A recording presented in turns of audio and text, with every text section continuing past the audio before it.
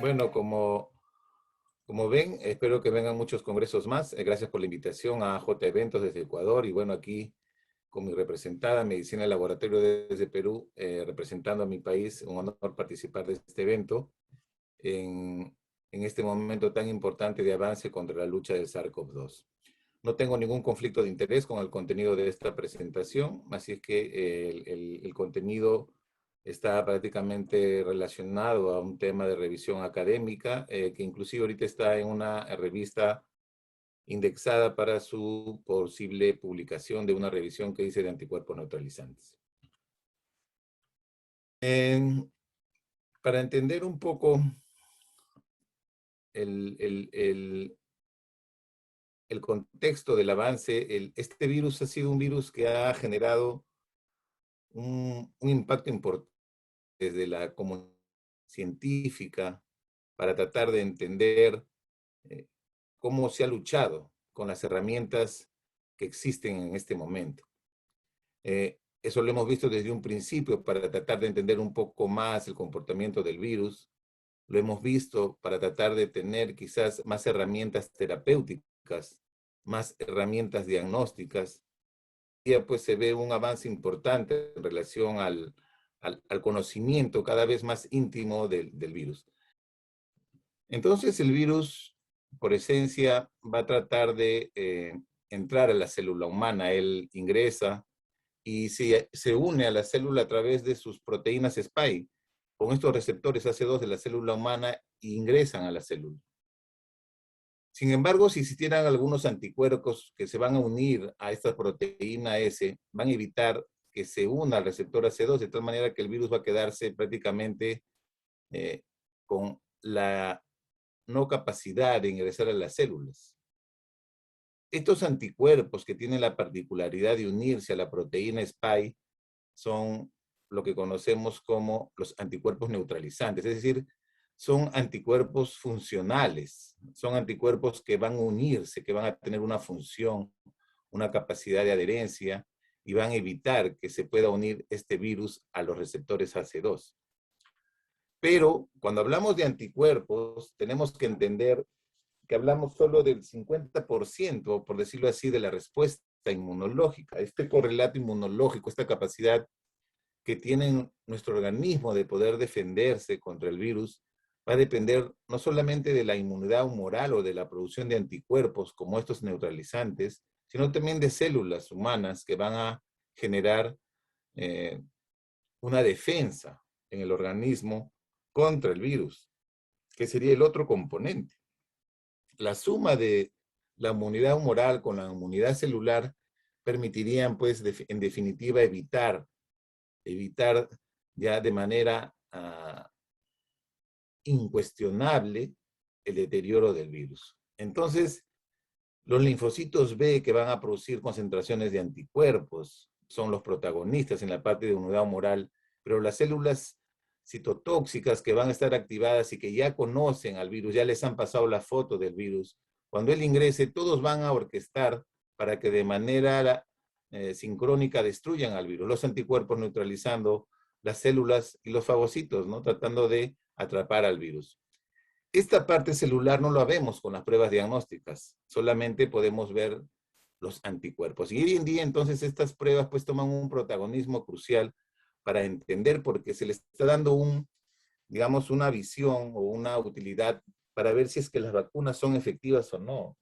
Y el día de hoy, el propósito de esta conferencia también va a ser entender y romper de repente algunos mitos en relación a esta creencia. Hace poco en Lima tuve la suerte de participar de un foro, una intervención muy breve y pude tratar de armar esta diapositiva que va a tratar de enfocar temas importantes en relación al desarrollo de la conferencia. Si hoy en día nosotros queremos evaluar si una vacunación contra el virus de la hepatitis B es efectiva, probablemente vamos a realizar en cualquier laboratorio anticuerpos contra el virus de la hepatitis B, el antígeno de superficie, y algunos valores van a probablemente hacer entender o predecir de que uno está protegido contra el virus. Es decir, ya existen metodologías estandarizadas para este fin. Entonces, es probable que en un futuro, estoy hablando de repente de 1 año, 2 años, tengamos esa prueba para el laboratorio, pero que sea parte ya de la rutina, como es los anticuerpos contra el virus de la hepatitis B. Sí, obviamente en ese momento, pues la lucha contra la pandemia o la necesidad de saber que tenemos anticuerpos contra el coronavirus es útil. Hay un sinnúmero de enfermedades virales de las cuales no estamos monitorizando si tenemos o no anticuerpos que nos protegen. Eso lo iremos viendo. Otro tema que tenemos que entender es que siempre van a existir pruebas de oro o pruebas que son consideradas como el gold estándar o pruebas que son, digamos, la mejor manera de poder determinar un valor de algo que medimos. Por ejemplo, glucosa tendrá un método por gold estándar. Creatinina tendrá un método por gold estándar. Pero a veces estos métodos son complejos y no los podemos implementar en un laboratorio clínico, de tal manera que tenemos que usar métodos alternativos, métodos secundarios. En el caso de los anticuerpos neutralizantes, existen anticuerpos o métodos que van a ser el gold estándar, pero a veces tratar de hacerlos no va a ser posible y la industria diagnóstica hará métodos secundarios que tratarán de tener resultados similares al gold estándar, como pasa con todas las pruebas de diagnóstico in vitro. Otro tema importante es que las pruebas de laboratorio no diagnostican, no toman decisiones, son complementarias. Quien toma decisión es el médico, cuando evalúa al paciente, cuando ve la historia clínica, cuando conoce sus antecedentes epidemiológicos, cuando lo examina, cuando de repente utiliza otras herramientas diagnósticas como las imágenes, etcétera. De tal manera que las pruebas de laboratorio son complementarias al proceso diagnóstico. Ese es un tema también crucial. De ahí la importancia que las pruebas en general de ayuda al diagnóstico tienen que ser interpretadas por el médico tratante. No son pruebas que se hacen al delivery, ni tampoco yo voy y me hago en laboratorio lo que quiero hacerme porque simplemente yo quiero hacerme. Tienen que tener una solicitud médica para que sea el médico que la interprete. En este caso, obviamente, no entrarían pues, las enfermedades de automonitoreo, que es otro tema. Como parte de su control, utilizan las pruebas. Otro tema fundamental es quién autoriza las pruebas.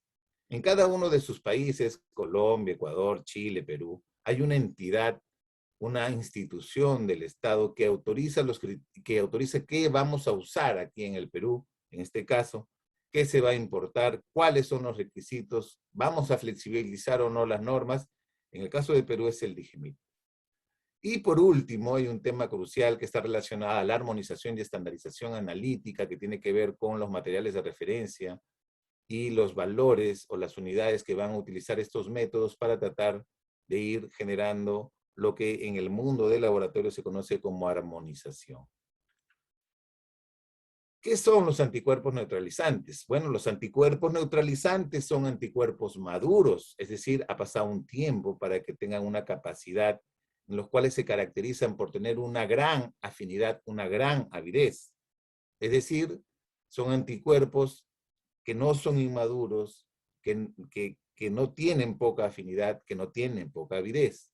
Ha pasado un tiempo y la mayoría de esos anticuerpos en esencia son inmunoglobulina G. Esos son anticuerpos neutralizantes, son anticuerpos maduros, donde ha pasado de repente en semanas o meses y tienen ciertas características que van a tener la particularidad de neutralizar al microorganismo, que en este caso va a ingresar. Hay estudios que ya han demostrado que los anticuerpos conforme evolucionan, ¿no? Conforme pasa un tiempo, por ejemplo, cada un estudio compara de 1 mes y de 6 meses, ellos van a tener inclusive la capacidad de tener una mayor potencia para neutralizar, por ejemplo, estas variantes de preocupación que existen a nivel mundial, ¿no? Tienen una mayor capacidad de respuesta, de generar una neutralización comparado con anticuerpos, digamos, más inmaduros. Aparte, tienen también una particularidad de evitar la aparición de variantes, es decir, evitar lo que se conoce como las opciones de escape que tienen los virus, es decir, escapar a la neutralización, evadirla. Anticuerpos con más meses tienen esa particularidad y otros detalles, de tal manera que la maduración de meses aumenta la potencia de estos anticuerpos y evitan, como mencioné, el tema del escape viral. Entonces, vamos entendiendo esos conceptos importantes. Son maduros, son ávidos, son muy afines y tienen ciertas características que es la que he mencionado. Y lo más importante, vamos a verlo en adelante en relación a entender dos conceptos fundamentales relacionados a anticuerpos de unión y anticuerpos funcionales o de neutralización. En definitiva, como vimos en el video inicial, las proteínas Spike pues tienen una particularidad de unirse a la célula humana. Es la protagonista y esto ya se sabía desde hace años. Cuando investigaron el SARS-1 o el SARS-CoV ya hace muchísimos años, se sabía que la proteína Spike era el objetivo del tratamiento, tanto terapéutico como de repente vacunas o de repente diagnóstico. Por eso ha sido rápido realmente cómo la ciencia ha podido implementar otras pruebas u otros procedimientos. Por eso hemos obtenido una vacuna con tanta facilidad. Han coincidido, ¿no?, algunas contribuciones a la ciencia médica, como por ejemplo la creación del ARN mensajero con Katalin Karikó, ¿no?, que se ha unido a BioNTech y ocasionó pues el tema de la vacuna génica, igual que la de David Weissman. Entonces, esta proteína es la protagonista porque se une al receptor humano, se une a este receptor AC2. Y esto es lo que pasa. La proteína S, un componente trimérico, ¿no?, especialmente con su porción S1, con su porción RBD, tiene la particularidad de unirse al receptor AC2 y obviamente permitir el ingreso, la configuración a este nivel y introducir su componente genómico del virus en la célula. Si la proteína S es la llave y el receptor AC2 es esa cerradura para poder ingresar, se hace la combinación perfecta. Pero si en este espacio, si en este lugar incluimos un anticuerpo neutralizante, como estos, que se unen a la proteína S específicamente, en definitiva esto se va a bloquear y va a ser imposible que este virus, como vimos en el vídeo inicial, entre a la célula, de tal manera que lo neutraliza, que lo bloquea. Es decir, son anticuerpos que tienen una capacidad funcional, son anticuerpos que rápidamente van a buscar adherirse a esta zona y van a generar una función de bloqueo. Esto sería la foto correcta, ¿no? Vienen los anticuerpos, se unen al virus, a la proteína S y evitan la unión al virus, lo neutralizan. Y miren esta foto es una foto ya verdadera, esta es una foto de un citomegalovirus donde anticuerpos neutralizantes lo han cercado, de tal manera que este citomegalovirus no va a tener la capacidad de unirse a la célula humana, por lo tanto no va a ingresar, por lo tanto no se va a reproducir, ¿no? Un coronavirus que ingresa a la célula humana produce 100.000 copias al día siguiente, mientras que nosotros tienen que pasar 7 días para producir anticuerpos. Siempre estamos obviamente en desventaja y eso depende mucho, pues, la carga viral, cuánto ingresó del virus a nuestro cuerpo. Entonces, ¿qué metodologías existen? ¿Qué métodos existen? Este cuadro lo elaboré, es una elaboración personal, es una propuesta básicamente personal en relación a este tema. Y yo los clasifico en 3 niveles, pero básicamente vamos a ver el bloque celeste de fondo, que sería el primer nivel, y un bloque blanco, donde están 2 niveles. Vamos a ver. El bloque celeste, el bloque de fondo celeste, que considero yo el primer nivel, son las pruebas gold estándar, justo lo que les decía, esas pruebas ideales, esas pruebas perfectas que me pueden determinar lo que yo busco.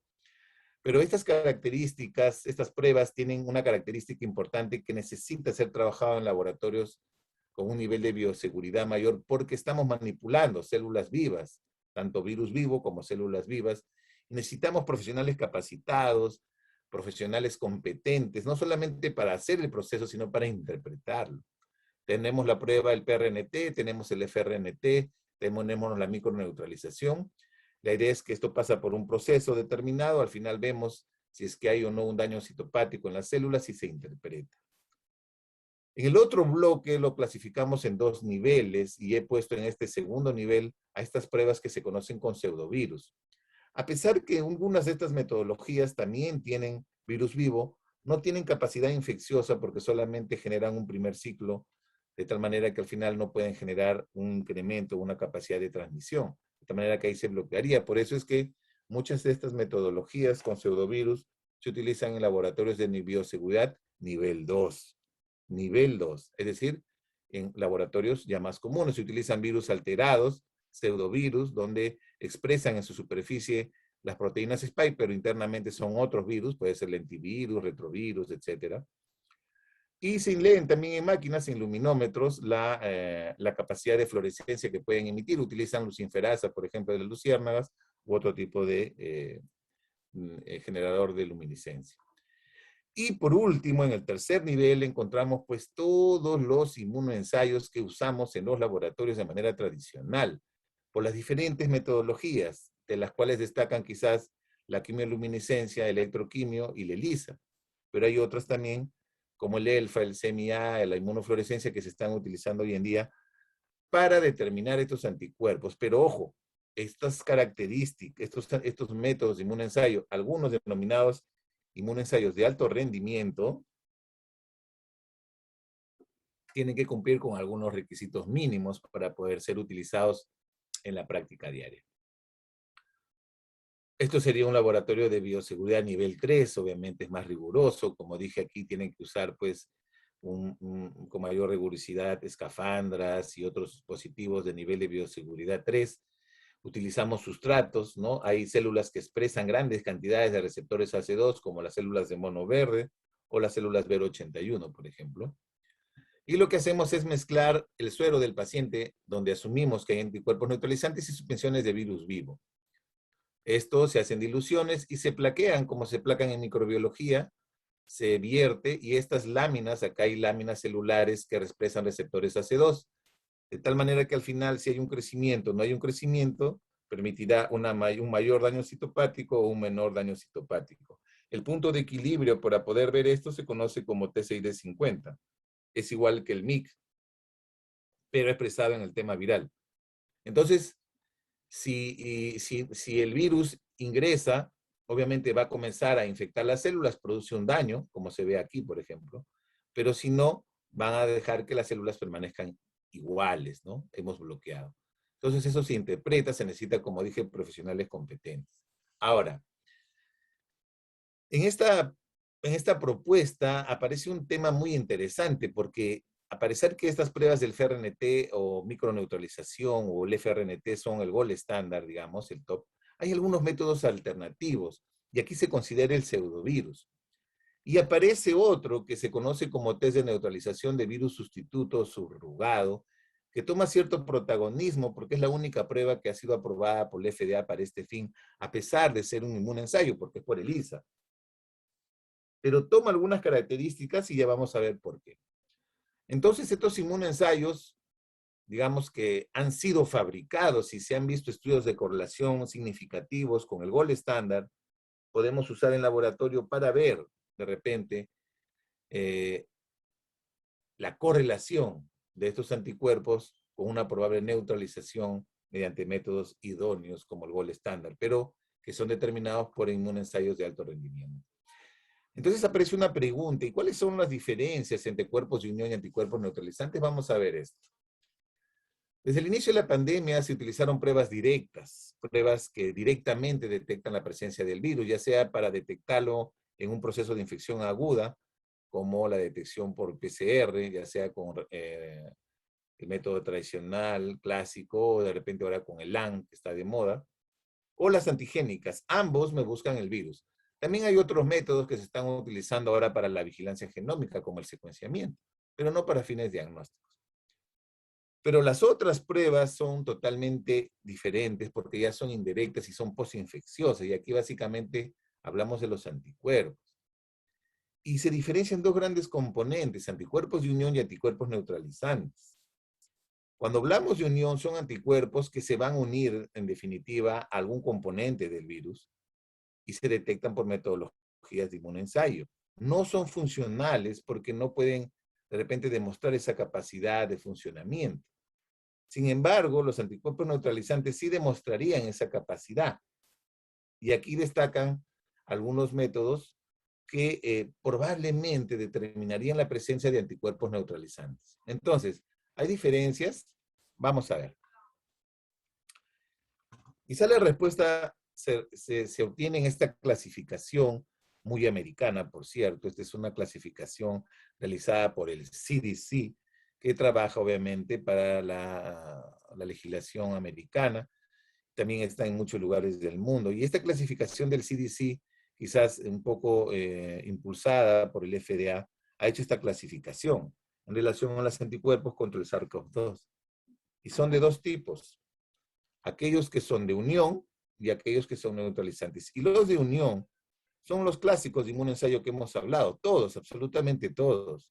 Y los de punto de atención del paciente, lo que serían las pruebas rápidas.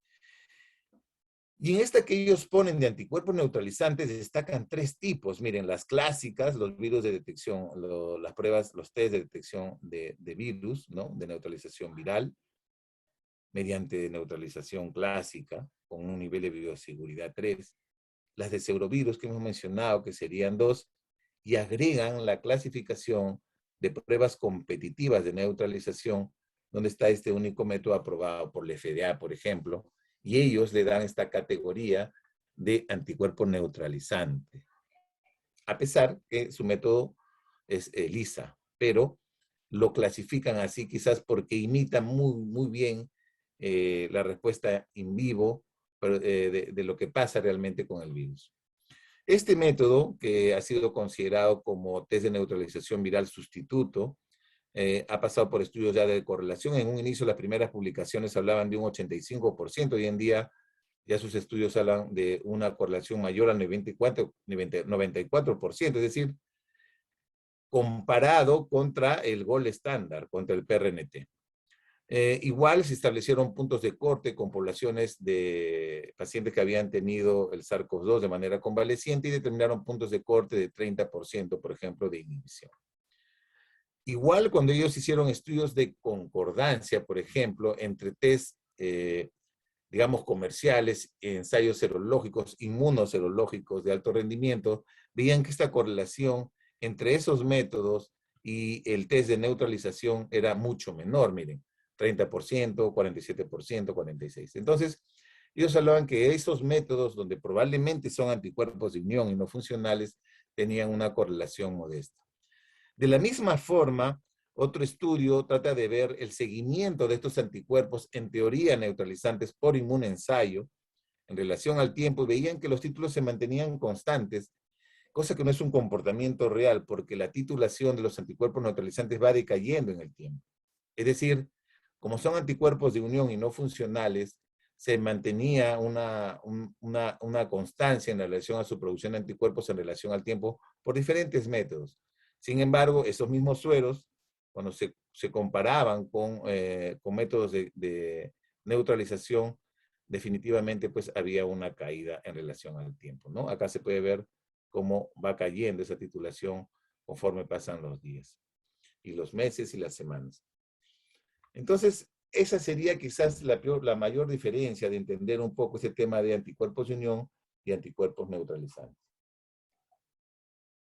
En teoría, son funcionales. ¿Estaremos protegidos ahora en realidad en relación al tema de anticuerpos? Esa es otra pregunta que se hace, ¿no? Lo que sí se conoce hoy en día, han salido inclusive nuevos estudios y ya no tuve tiempo de incluirlo, es que hay estudios que demuestran que inclusive solo el antecedente de haber tenido un SARS-CoV como una infección, inclusive tiene mayor valor que algunas poblaciones que han sido vacunadas sin que han tenido SARS-CoV-2 en relación a la persistencia de sus anticuerpos neutralizantes. Ojo, persistencia. La variable de infección previa es importantísima. El hecho de haber tenido SARS-CoV-2 es fundamental para entender un poco en relación a este tema, y la vacunación. Y la vacunación va a depender del diseño de vacunación, el tipo de vacunación. ¿Qué me han puesto? Porque los diseños de vacuna generan una respuesta distinta desde la perspectiva, ojo, serológica, humoral. No hablo de la respuesta celular. Entonces hay muchos estudios que han tratado de ver, básicamente varios de ellos modelos predictivos, ya se está usando mucho la predicción, mucho la inteligencia artificial, justo en la mañana hablaba con un residente sobre este tema, ya los profesionales del laboratorio deben de comenzar a fortalecer esas habilidades, ya deben ser parte de las habilidades duras, la medicina computacional, conocer de programación, debemos abrazar sin temor la informática para entender un poco más de inteligencia artificial, machine learning, etcétera. Son temas que se vienen y que tenemos que entender que tenemos que ir de la mano con eso. Y muchas publicaciones buscan modelos predictivos, en este caso para ver cómo se comportaban las vacunas y los anticuerpos. Y miren, este estudio utilizó muchas vacunas dentro de su contexto, agarró toda la data que había sido publicada en sus ensayos de fase 2 y 3 y establecieron puntos de corte de 80% para ver eficacia, digamos, de esta protección. Hay algunas vacunas que quedaron por debajo de este punto de corte y otras que se mantenían muy bien arriba, por ejemplo, en relación a sus antecedentes de los estudios. Inclusive los pacientes convalecientes va de la mano con ese criterio, ¿no? También evaluaron el mismo concepto en relación a estas vacunas. Algunas, las que están aquí, obviamente se asocian quizás a una mayor capacidad de respuesta, neutralización y potencial protección. Igual, ellos vieron los porcentajes de eficacia y el seguimiento en relación al tiempo. Al final, ellos sugieren que el título de neutralización pues será un predictor importante, ¿no? Claro, en la medida que la ciencia médica avance hacia armonizar el test, hacia entender cuál es ese punto de corte. Inclusive ellos recomiendan que los niveles de neutralización van disminuyendo en el tiempo y se hace necesario quizás una inmunización de refuerzo. Justo hablaba al inicio de la conferencia con Joana el tema de que ya, por ejemplo, es muy probable que en estos días la FDA se pronuncie y diga de que el tema del refuerzo va a ser considerado o no considerado para población menor de 65 años. En cualquier momento emiten un pronunciamiento. Hay algunos países que ya han optado para dar un refuerzo a los pacientes mayores de 65 años y poblaciones vulnerables. Pero la pregunta es, ¿y los demás? Entonces, eso aún está por responderse. ¿Y qué se sabe de la longevidad? Es decir, ¿cuánto tiempo viven estos anticuerpos? También ya hay estudios. Este estudio en particular evaluó una corte de muchos pacientes seguidos por 180 días. Para ser específico, este estudio sí utilizó este test aprobado por la FDA, ¿no? El test de neutralización con virus sustituto. Y en base a su experiencia, ellos han separado a los pacientes en 5 grupos. Por ejemplo, ahora este método también está, digamos, auspiciando un estudio que se va a hacer en esta conferencia que se va a desarrollar en Atlanta, ahora el 27, la última semana de septiembre en el ACC, y ya ellos quieren ver, aprovechar este evento mundial para obtener pacientes de diferentes países y ver su comportamiento de inmunidad en relación a los diseños de vacuna que hayan tenido, ¿no? Y miren, ellos encuentran 5 bloques, por decir así, 5 grupos de pacientes en relación al comportamiento. Aquellos que por más que hayan tenido al antecedente de COVID no generan anticuerpos por encima del 30%, que es el límite de inhibición que ellos consideran de anticuerpos neutralizantes. No generan. Y no es un número menor, estamos hablando de un 12%, de 19 de 164. Hay unos que rápidamente disminuyen sus títulos. Este es un bloque de 27%. Hay un bloque de pacientes que lentamente va disminuyendo en el tiempo, 28%. Hay unos que tienen valores persistentes, casi el 32%. La mayoría tiene valores persistentes. Y una excepción, en realidad, en el estudio encontraron unos pacientes que tenían incremento en relación al tiempo, ¿no? Algo muy extraño. Ellos después dan algunas características especiales de estos pacientes. Entonces, para que entiendan, los anticuerpos neutralizantes van a disminuir en el tiempo. Es así, va a disminuir. ¿Cuánto tiempo? Ese es el detalle.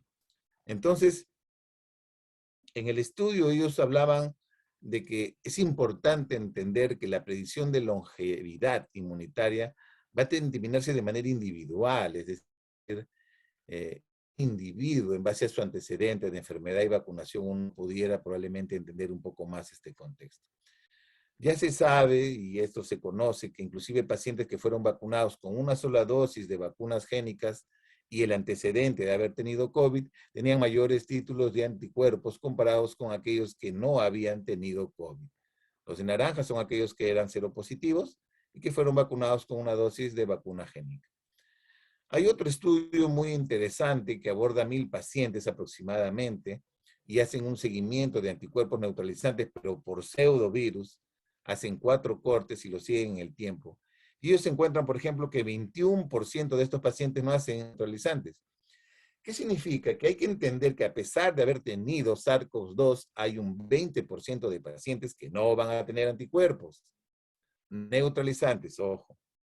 No hablo de anticuerpos de unión, que es distinto. Un 10% van a tener valores bajos, un 41% van a estar en el promedio, 21% altos, y habla de un componente de 3% de élite, que son unos súper anticuerpos. Inclusive estos pacientes fueron seleccionados para entrar a otro estudio muy particular para ver el comportamiento de ellos, ¿no?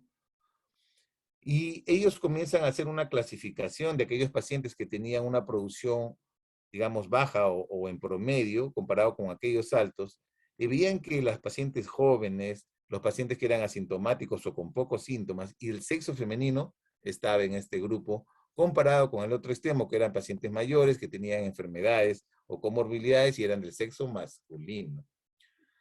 Otros estudios que ya se están viendo en relación a esta emergencia de nuevos conceptos, como ya vacunación heteróloga, inmunidad híbrida, etcétera, hablan de que pacientes que tuvieron el mismo esquema de vacunación, por ejemplo, recibieron la primera vacuna de AstraZeneca, la segunda vacuna de AstraZeneca, tenían esta concentración de anticuerpos, y aquellos que recibieron la primera dosis de AstraZeneca y la segunda de una génica, miren cómo se incrementaron sus anticuerpos.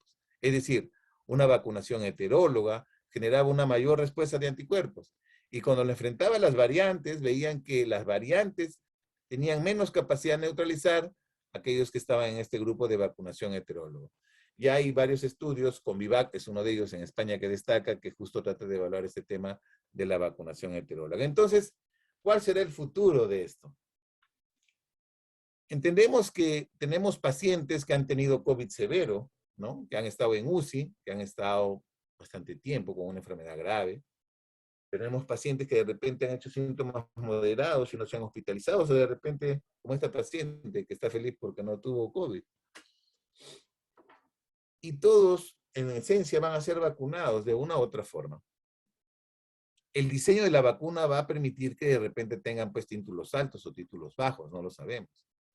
Van a utilizar de repente algún método de laboratorio para tratar de ver cuál es ese valor de anticuerpo neutralizante. De repente uno expresado en porcentaje, de repente uno en unidades internacionales por mililitro, uno en anticuerpos de unión o lo que le llaman BAU por mililitro, que es el que recomienda actualmente la OMS.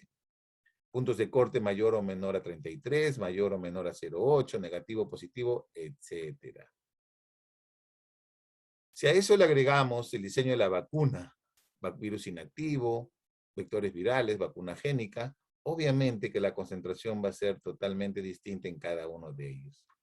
Entonces, en mi entender, si uno tiene el virus, si uno adquiere anticuerpos contra el virus, ya sea de manera natural o artificial por una inmunización, se va a hacer un método probablemente que determine, y que este método haya sido correlacionado con pruebas de gold estándar, tendremos algún tipo de respuesta. Pero esta concentración de anticuerpos va a depender definitivamente del antecedente de COVID y del tipo de vacuna. Y de repente, digo yo, con la vacuna A, un valor, con la vacuna B, otro valor, con la vacuna C, otro valor, pero eso en este momento no lo sabemos. Es decir, en este momento no existe un punto de corte para definir quién está protegido y quién no está protegido, si queremos verlo de esta perspectiva, como por ejemplo pasa con el virus de la hepatitis B. Entonces, ya resumiendo, pruebas serológicas contra el SARS-CoV-2 fueron las primeras pruebas que se usaron, buscan a la prueba, se unen a él. Han sido diseñadas muchas contra PCR, sin embargo, hoy en día los anticuerpos neutralizantes han sido diseñados, obviamente, contra el gold estándar, muchos de ellos, PRNT o FRNT. Hay que ver, hay que leer el inserto, hay que ver las características de desempeño clínico. Es un desafío hacer verificaciones, la EP12, por ejemplo,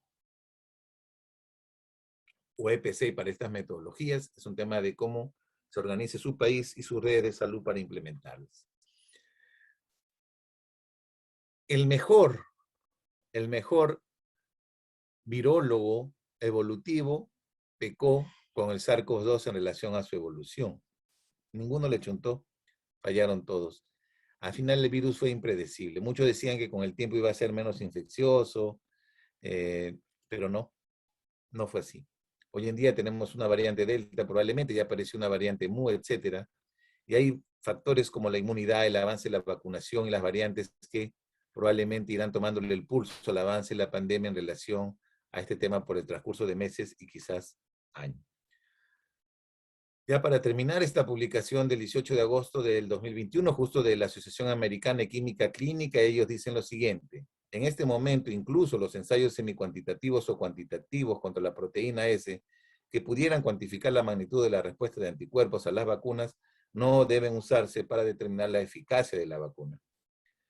Hay que entender muy bien el concepto de eficacia, ¿no? La eficacia no la medimos por anticuerpos. La eficacia la medimos porque el paciente no va a morir, porque el paciente no va a tener una presentación grave, porque el paciente no se va a hospitalizar, porque el paciente va a seguir vivo. Esa es la eficacia de la vacuna. Las vacunas no se han medido con serología. Por eso es que hasta este momento no existe ninguna recomendación de ninguna sociedad profesional de nuestra región o de repente europea que recomiende algún tipo de prueba serológica para ver el tema de inmunoprotección o correlato inmunológico. Acuérdense que la parte de proteína, de la parte de inmunidad celular, no la estamos abordando con estas metodologías, ¿no? Y es un tema que, digamos, quedará pendiente porque hay muchos desafíos en relación a entender el tema de las pruebas desde la perspectiva celular. Y bueno, en realidad eso es todo lo que he querido traerles el día de hoy. Yo los invito a que me sigan por mis redes sociales. Pueden entrar a mi canal en YouTube, ahí subo todos los vídeos. Espero que este vídeo Joana me lo pase pronto para subirlo a mi canal. Tengo también mi página en Medicina y Laboratorio, donde pueden ver información que actualizo, publicaciones. Y también tengo mi podcast, si no tienen tiempo para leer, me pueden escuchar. Acá ya tengo hasta el día de hoy 28 episodios subidos en esta época, digamos, más virtual. Muchas gracias.